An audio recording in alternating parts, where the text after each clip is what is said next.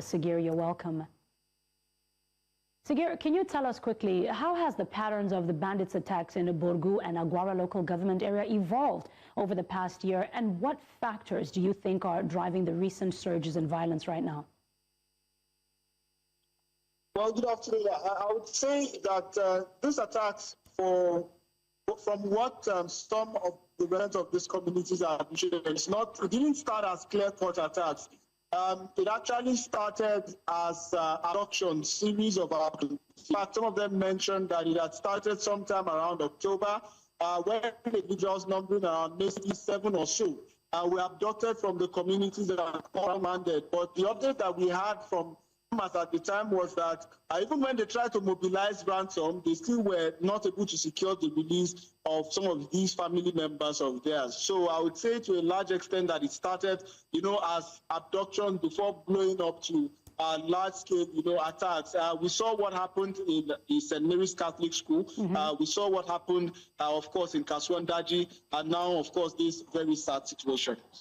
Now, Sagir, can you describe the immediate impact of these attacks on local communities, particularly in terms of displacement, loss of property, and of course the psychological trauma?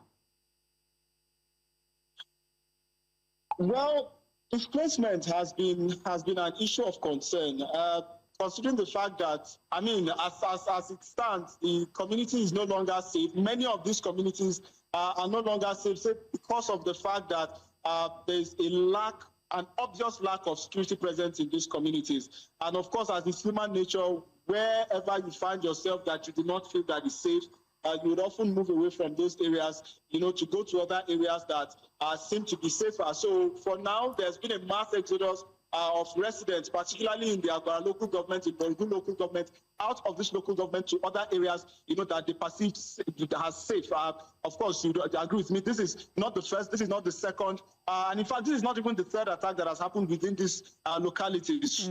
So for many individuals, they've been displaced. For many of them, they will not wait until they are displaced, and they would rather leave these communities, before something more drastic happens to them, and go to places that are safer. Or, of course, until they see some presence of security agencies or some commitment by the government to ensure that their safety is indeed guaranteed.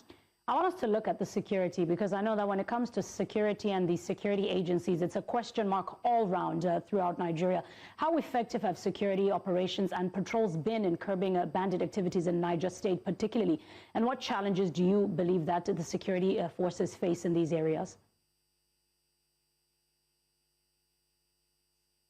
Well, while I cannot speak on behalf of the security agencies, I know that one that is quite evident is personnel. So you need quite a number of personnel to deploy to quite a number of areas that are now bedeviled with one form of insecurity or the other. Another one, of course, is terrain.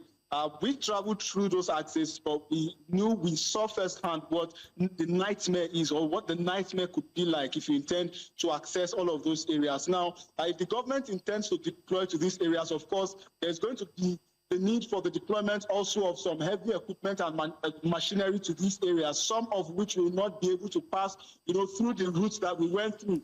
For us, we went through a speedboat. Of course, there were quite a number of ferries that were there that could carry maybe medium-weight vehicles, but definitely not heavyweight vehicles. So transporting equipment to these areas, it's definitely going to be a major challenge. Right. Considering the fact that the road infrastructure is something that is either terrible or even completely absent, if you would call it that. So accessing these areas is definitely one of the major challenges that security agencies are going to have if they want to deploy to these communities. This is the reason why they have continued to clamor for the establishment, rather, of a base in this community, so they know that the security agencies are there with them. They would monitor the situation on the ground, and if there's a need to respond, they would respond from there, and the responses would be quicker, rather than having deployments to these communities that is often more like a placebo, because it doesn't really affect or reduce or give any form of assurance, that this incident will not happen again. Right. It's been less than a week since the last incident.